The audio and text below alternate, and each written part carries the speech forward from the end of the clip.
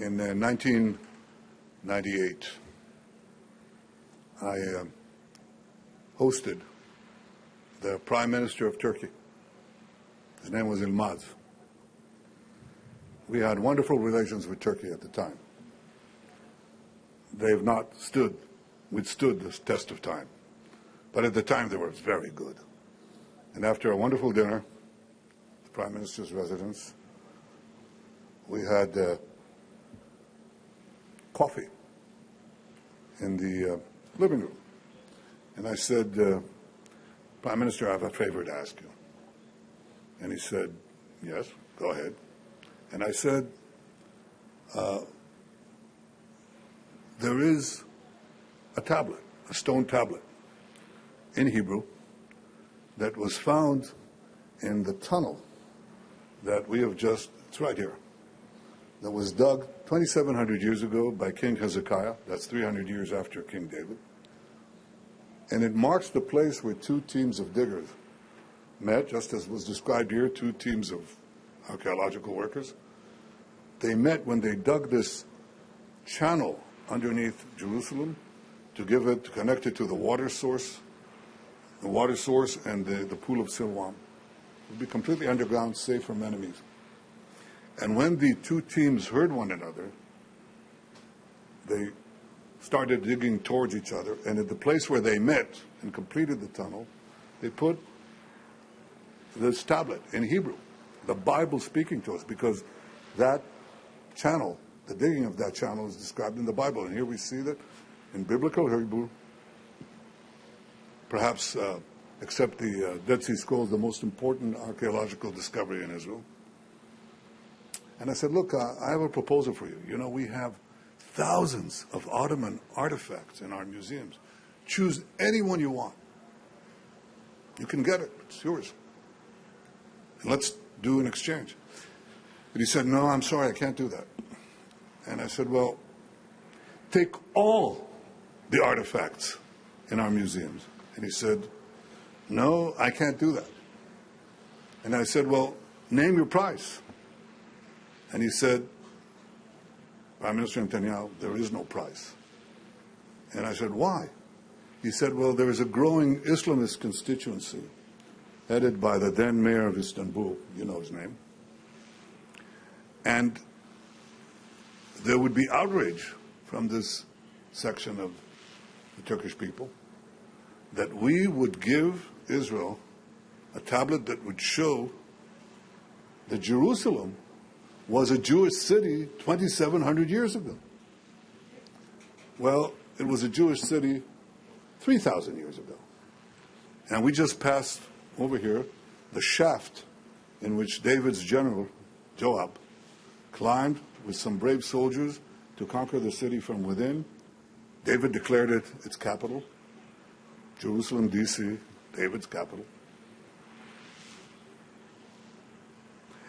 And here, right next to these stones, and on these pavements, the prophets of Israel prophesied, the kings of Israel walked, the pilgrims came, and some of the most poetic psalms and prophecies and proverbs in the history of humanity were written, inspiring not only our people, but all of humanity. And this continued for 1,000 years into the time of Jesus, a Jewish rabbi from the Galilee who came here to Jerusalem, the Holy of Holies, and he came here to that pool in Siloam to be purified, where he also performed the miracle of helping the blind see. And then they would walk up the road to this place. That was all brought to an end by the great rebellion of the Jews against the Romans in 70 AD.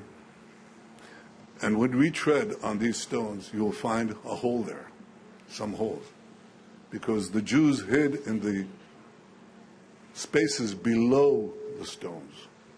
We found a Roman sword there. The Jews fought bravely but the Romans were absolutely merciless. And they killed hundreds of thousands of Jews, including those hiding below the Pilgrim's Road. Now, 2,000 years later, we recovered our city. We recovered our independence. We built our sovereign state anew. We built an army. And we built a country like no other. But this country is based on those 2,000 years of yearning. Next year in Jerusalem, next year in Jerusalem. It didn't matter if you were in the ghetto in Toledo or the ghetto in Warsaw. That's what Jews prayed for. Next year in Jerusalem. Well, we're here. This is our city, Mr. Erdogan. It's not your city. It's our city. It will always be our city. It will not be divided again. And that's why I so much appreciate the leadership of President Trump in this area as well. When he declared Jerusalem our capital, something that should have been acknowledged by every leader in the world, but he did it. And then moved the American embassy here. He did things that are so obvious, and yet defied all these governments, all these foreign chancelleries, all these experts who said, you cannot do that. He called me up before he did it. He asked, what do you think? I said, well, you know, would there be riots? Would there be bloodshed? I said, I don't think so. But if there will be, it'll be primarily directed at us. And we are definitely ready. So he just did it. And I welcome today the Secretary of State, Marco Rubio, who understands that this is the foundation of our common Judeo-Christian heritage. It is being challenged today. It's being challenged by a growing Islamist force. It's being challenged by the unity of the Islamists with the ultra-left. They both deny our patrimony. They both deny our heritage. And they are putting all the pressure on European leaders and others who weak-kneed are suggesting that we divide Jerusalem. They're suggesting that we plant a Palestinian state committed to our destruction right here. And we say any unilateral action can be met with unilateral action. This is our city. It is forever our city. It will never be divided again, and there will be no Palestinian state. And that, with that brief commercial,